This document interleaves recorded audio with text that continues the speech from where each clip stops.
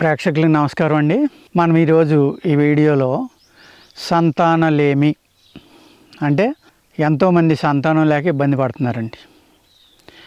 పూర్వం ఇంత లేదు, ఇప్పుడే ఎందుకు ఈ విధంగా స్టార్ట్ అయింది, ఈ విధమైన ఇబ్బంది ఎందుకు వస్తుంది అని ఆలోచిస్తే మన యొక్క లైఫ్ స్టైల్ అంటే జీవన విధానం పూర్తిగా మారిపోవడం కారణం అండి. సెకండ్ థింగ్ ఏంటంటే లేట్ మ్యారేజెస్. ఇక్కడ లేట్ మ్యారేజ్ అని చెప్తే మళ్ళీ గవర్నమెంట్ కోపం రావచ్చు. గవర్నమెంట్ 22 సంవత్సరాలు 18-20 నుంచి 22కి మార్చింది, కానీ మనం 32 వస్తే కానీ చేసుకోవట్లా. యవ్వనం అనేది ఎప్పుడు స్టార్ట్ అవుతుందండి? స్త్రీకి 14 నుంచి 16, కుర్రోడికి 15 నుంచి 17, 18. యవ్వనం స్టార్ట్ అయిన తర్వాత 10-15 ఏళ్ళ తర్వాత మ్యారేజ్ చేసుకోవడం వల్ల ఏమవుతుందంటే వీళ్ళ యవ్వనం అంతా మ్యారేజ్కి ముందరే అయిపోతుంది. ప్లస్ టెన్షన్ విపరీతంగా పెంచుకుంటున్నారు. ఆ టెన్షన్ అనేది ఆహారాన్ని బట్టి టెన్షన్ కూడా ఉంటుందనుకోండి. మనిషి యొక్క ప్రవర్తన అనేది మెయిన్ ఆహారం మీద ఆధారపడి ఉంటుందండి. మనిషి యొక్క ఆరోగ్యం, ప్రవర్తన, ఆలోచన అన్నీ కూడా ఆహారం మీదే ఆధారపడి ఉంటాయి. ఈ ఆహారం అనేది చాలా రకాలుగా మారిపోవడం వల్ల తినే సమయాలు అవ్వచ్చు, రకరకాల ఆహార పదార్థాలు అవ్వచ్చు, సీజనల్గా లేని ఏ అయితే సీజన్లో తినాలో అవి అన్సీజన్లో కూడా దొరకడం, అన్సీజన్లో కూడా తినడం అదొక కారణం. అయితే భార్య భర్త ఇద్దరు కూడా జాబ్ చేసేయాలి, ఇద్దరు సంపాదించేయాలి. పక్కోడు 10 లక్షల కారు కొంటే 50 లక్షల కారు కొనాలి, పక్కోడు ₹1 కోటి ఇల్లు కొంటే మనం 2 కోట్లు తీసుకోవాలి. ఈ విధమైన ఒక జీవన విధానంలో ఉన్న పోటీతత్వం, ఈ హెల్దీ కాంపిటీషన్ అయితే పర్వాలేదండి. ఎక్కడ పోటీ పడాలి మనం? ఇతను లేవగానే ప్రాణాయామం చేస్తున్నాడా, యోగా చేస్తున్నాడా, రన్నింగ్ చేస్తున్నాడా, దేనికి వెళ్తున్నాడు, ఇతని జీవన విధానం ఎలా ఉంది, ఇతను ఈ వయసు వచ్చినా కూడా ఎందుకు ఆరోగ్యంగా ఉన్నాడు, మనం ఎందుకు ఉండలేము? మనం ఒక సోమరిలేగా అంటే జాబ్ చేస్తున్నారు మీరు, కానీ శారీరకమైన శ్రమ ఉండాలి. అంతసేపు మానసికమైన శ్రమ అంటే ఏంటి? ఈ సాఫ్ట్వేర్ జాబ్లు వచ్చిన తర్వాత భార్యాభర్త ఇద్దరు జాబ్ చేయటం, ఇద్దరు కూడా చెరువు 1 లక్ష, చెరువు 2 లక్షలు, ఇంకోటో చదవడం, చదివిన తర్వాత ఉద్యోగంలో చేరటం, ఉద్యోగంలో చేరిన తర్వాత అక్కడ కాంపిటీషను, ఉద్యోగంలో ఒత్తిళ్ళు, వయసు అయిపోయాక పెళ్లి చేసుకోవడం. 16వ సంవత్సరం వచ్చేటికి పండగ చేస్తున్నారు, 16 సంవత్సరాలు వచ్చినాయని. ఎందుకు? యవ్వనంలోకి అడుగుపెట్టారని. కానీ యవ్వనంలోకి అడుగుపెట్టిన ఒక 4 ఏళ్ళకో 3 ఏళ్ళకో 5 ఏళ్ళకో పెళ్లి చేసుకోవాలి కదా, చేసుకోవట్లా. 15 ఏళ్ళు, 10 ఏళ్ళు, 20 ఏళ్ళు, 18 ఏళ్ళు, అప్పటికి యవ్వనం ఏముంటుందండి? అటువంటిప్పుడు యవ్వనం వస్తుందని పండగ ఎందుకు చేసుకోవాలి మనం? దాన్ని మళ్ళీ 16 ఏళ్ళు వచ్చినాయి నా కూతురికి, నా కొడుకు 18 వచ్చినాయి అని దానికి మళ్ళీ ఒక ఫంక్షన్ చేయడం, బర్త్డే ఫంక్షన్ లాగా ఏయో చేయడం, ఇవన్నీ చేస్తున్నారు. దాని ఉపయోగం ఏంటి అని అడుగుతున్నాను నేను.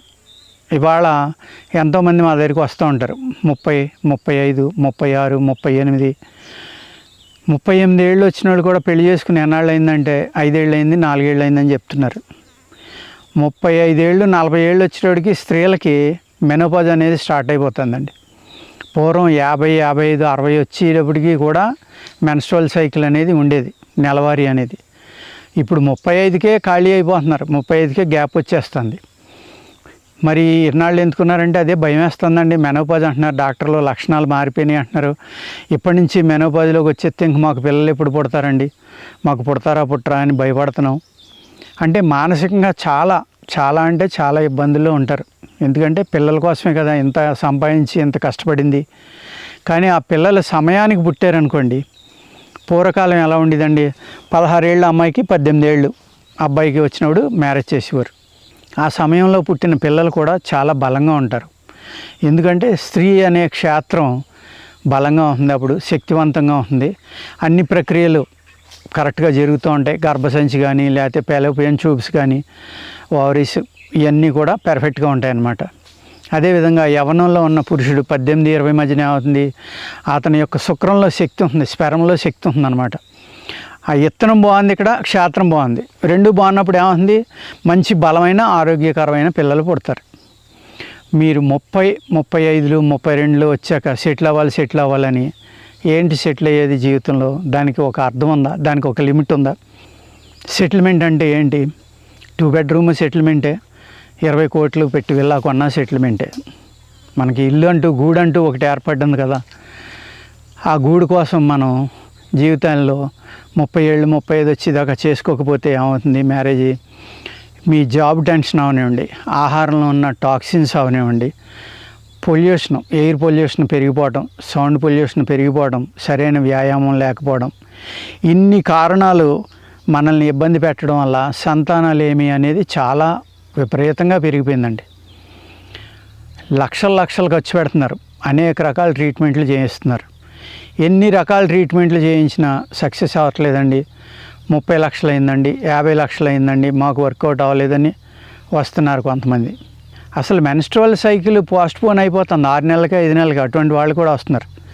ఇక్కడ ఒకటండి, మీకు సంతానం కలగాలి అంటే నెలవారీ పెర్ఫెక్ట్గా రావాలి. మీకు ఎవ్రీ మంత్ వచ్చే నెలవారీ ఏదైతే ఉందో అది పెర్ఫెక్ట్గా రావాలండి. వచ్చినప్పుడు ఏమవుతుందంటే మీకు స్నానం అయిపోయిన తర్వాత, బహిష్టు స్నానం అంటాం కదా, అది అయిన తర్వాత ఒక 12 నుంచి 16 రోజుల లోపల ఏమవుతుందంటే మీ అండం అంటే గుడ్డు అనేది రిలీజ్ అవుతుందండి. ఆ రిలీజ్ అవడం వల్ల ఏమవుతుంది? సంతానం కలగడానికి పెర్ఫెక్ట్గా మీ శరీరం సహకరిస్తుందని అర్థం అన్నమాట. అక్కడ దీనికి గుర్తు ఏంటంటే మీకు ఈ 12 నుంచి 14 రోజుల లోపల మీకు గర్భసంచిలో కానీ పొత్తి గడుపులో కానీ ఎక్కడో చోట లైట్గా కొంతమందికి పెయిన్ వస్తుంది, కొంతమందికి రాకపోవచ్చు. కానీ వైట్ డిశ్చార్జ్ అవ్వడం, ఈ గర్భాశయం ఉన్న ప్లేస్ ఏదైతే ఉందో పొత్తి గడుపులో అవి బిగిసినట్టు ఉండటం, ఇలాంటి కొన్ని లక్షణాలు మీకు కనబడతాయి.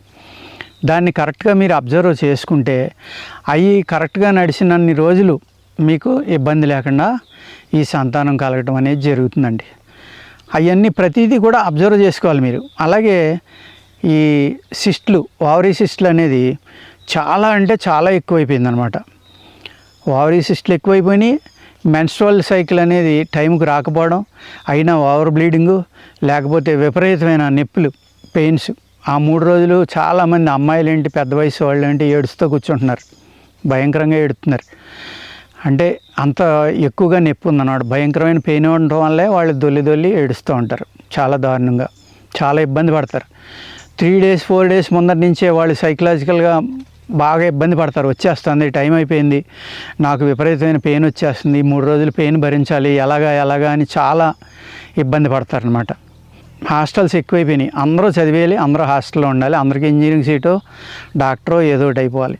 ఈ హాస్టల్స్లో ఉండటం వల్ల 5-6 ఒక బాత్రూమ్ ఉండటం వల్ల ఏమవుతుందంటేనండి, వీళ్ళు అక్కడ నీట్నెస్ మెయింటైన్ చేయడానికి కానీ, లేకపోతే సమయానికి యూరిన్కి వెళ్ళడం, సమయానికి మోషన్కి వెళ్ళడం, ఈ టైములు లేక వాటిని బంధించేయటం వల్ల అనేక రకాలైన అనారోగ్యాలు వస్తున్నాయండి. దానివల్ల ఏమవుతుందంటే ఈ సిస్టులు రావడం, పాలిప్స్ అంటున్నాం, సిస్టులు అంటున్నాం, వీటి వల్ల ఏమవుతుందంటే సంతానం కలగట్లేదు. అలాగే ఈ మెన్స్ట్రువల్ సైకిల్ అనేది నాకు వద్దు, ఈ చదువులో ఉన్నాను, ఈ 3 రోజులు ఇబ్బంది పెడుతుంది, నన్ను పెయిన్ వస్తుంది, లేకపోతే బ్లీడింగ్, ఈ నీట్నెస్, క్లీన్లీనెస్, ఇవన్నీ నాకు వద్దు అని మనసులో అస్తమానం అదే అనుకోవడం వల్ల మెన్స్ట్రువల్ సైకిల్ కూడా ఆగిపోతుందండి చాలామందికి. అంటే మన శరీరాన్ని నియంత్రించి, ఇది మన బ్రెయినే కదండి, అది నియంత్రించడం వల్ల ఏమవుతుంది, వాళ్ళకి నిజంగానే సంతానం కలగట్ల. మెన్స్ట్రువల్ సైకిల్ ఎప్పుడైతే ఆగిపోయిందో ఈ ఎగ్ రిలీజ్ అనేది కూడా జరగదండి, అన్నం రిలీజ్ అవ్వటం కూడా. ఈ అన్నం ఎప్పుడైతే ఉత్పత్తి అవ్వలేదో పెర్ఫెక్ట్గా, తప్పనిసరిగా సంతానం ప్రాబ్లం అనేది వస్తుంది. అదేవిధంగా నరాల వీక్నెస్ అంటున్నారు, స్త్రీలకు వీక్నెస్ అంటున్నారు.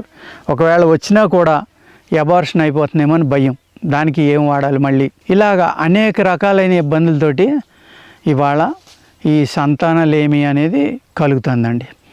ఈ టెన్షన్ అనేది తగ్గించుకుని భార్యాభర్తలు అట్లీస్ట్ నెలలో ఒక 2 రోజులు 3 రోజులు సెలవులు దొరికినప్పుడు, లాంగ్ వీకెండ్స్ కానీ ఇలాంటి ప్రకృతిలోకి వెళ్ళిపోవడం, బయటికి వెళ్ళిపోవడం, మంచి ఆక్సిజన్ వాళ్ళకి కావాలనుకున్నట్టుగా ఎంజాయ్ చేసి ప్లేస్ లాంటిది ఏదైనా ఉండి అక్కడికి వెళితే ఏమవుతుందంటే శారీరకంగా మానసికంగా రెండూ కూడా వాళ్ళకి టెన్షన్ అనేది పోతుందండి.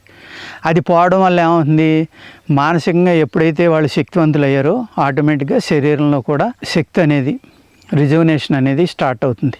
దాంతో అప్పుడు సంతానం కలగటానికి చాలా అవకాశాలు ఎక్కువ ఉంటాయండి.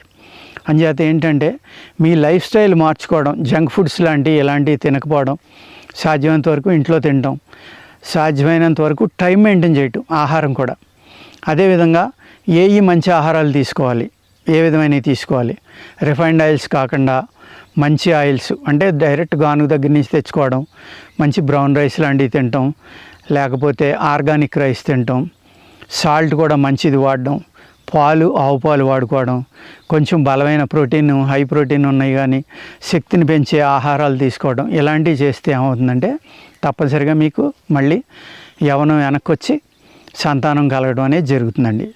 చేత మీ ఆరోగ్యం బాగుండాలి అంటే మీ అలవాట్లు మారాలి. అలవాట్లు మారితే మీరు ఈ సంతానలేమి కానీ అనేక రకాల ప్రాబ్లమ్స్ నుంచి బయటపడతారు. ఓకేనండి, నమస్కారం.